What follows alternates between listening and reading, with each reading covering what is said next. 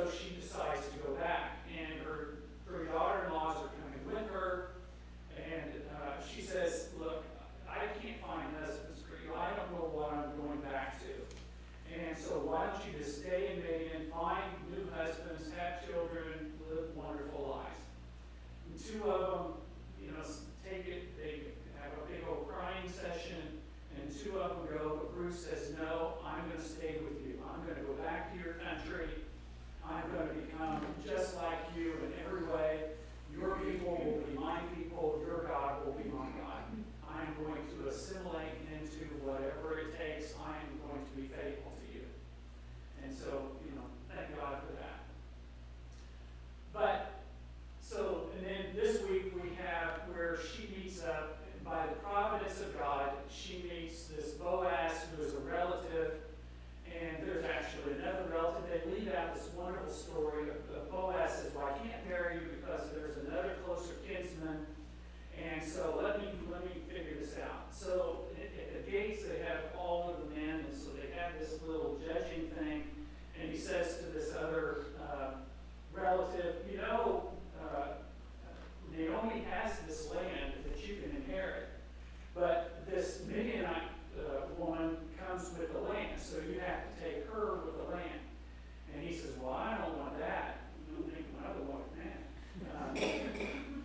And so he takes off his shoe and he gives it to Boaz, and that's the sign that, okay, I'm turning the contract over to you. That gets left out of the story. But why is all of this important? Because the book of Ruth was, while it's in this order, and the backstory is written during the time of the Judges, it was not written during the time of the Judges. It was written a little later on.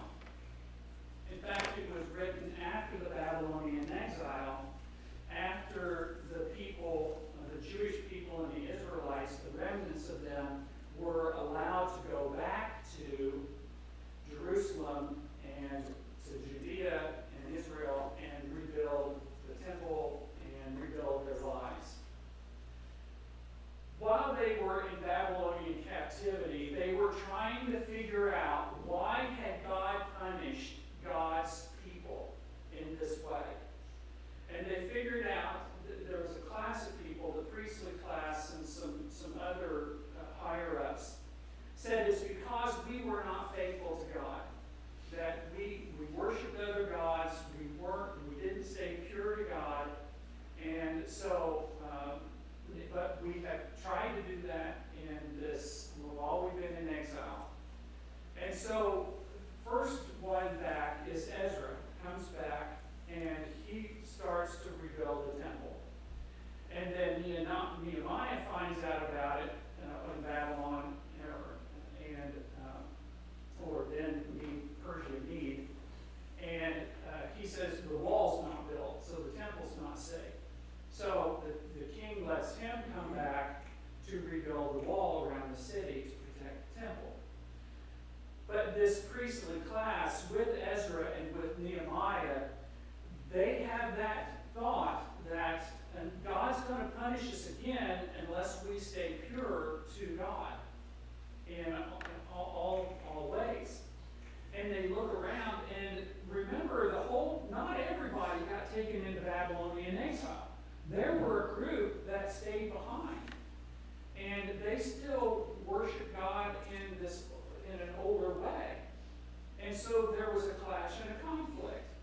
Well, now this new higher class, kind of even a richer class, had come back, and they make this rule that if you have a foreign wife and foreign children, you have to get rid of them. The way that they get around this is in the Hebrew language, the word foreigner has two different meanings. One of them is for those who live among you, those foreigners who you've invited in to live among you. Many of them are servants and some are even slaves of the people. But God says, for those people who are permanently living with you,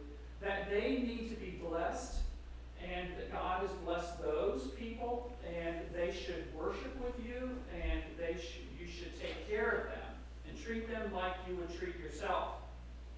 But then there's another class of foreigner that are sojourners. And so they're temporary. God says, be hospitable to them, but don't associate with their gods, don't associate with their way of life, and as soon as you can, move them along. And so what Ezra and Nehemiah and that group, they see all foreigners as that second class of, no, and we got to stay pure, and so you've got to kick out your wives and your foreign wives and your children. So it was, and this is not just, but there is resistance to this idea. And I've mentioned that the book of the book of Isaiah is broken up into three parts. There is the original Isaiah that during the time of King Hezekiah and a few other kings. There is the Isaiah that writes to the Babylonian people in exile, and in comfort my people.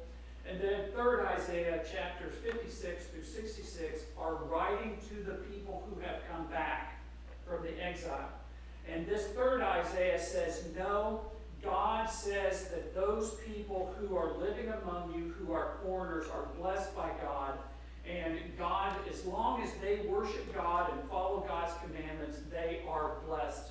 Do not harm them. Do nothing to them that would anger God.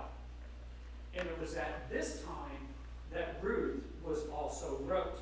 And it was to remind these people that their beloved King David was born of a Midianite woman, a foreign woman. I don't want to get overly political today, but obviously one of the big issues that we've had is this immigration issue.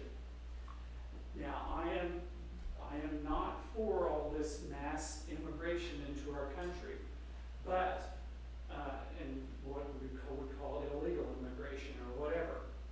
But we do have a system. We are a country of foreigners that have come in.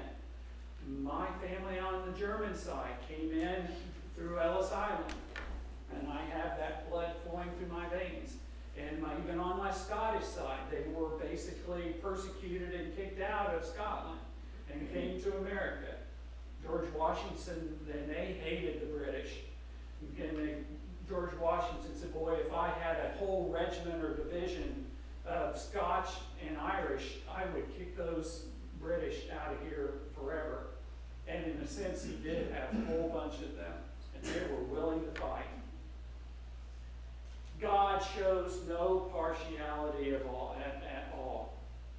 And we need to have some respect for those people that come through our country as foreigners and live among us and want to become American citizens. They come to us. We are the land of opportunity. Should always be the land of opportunity. And we need to respect them. God will bless them if we bless them as well. And while we need to have borders, we need to have national borders, but we need to invite people to come in to our country and to live among us, become U.S. citizens. And we just need to be real careful and understand that somebody who is coming into our country from another country may have children, and one day one of those children may grow up to be one of the greatest presidents of this United States of America, because they're born here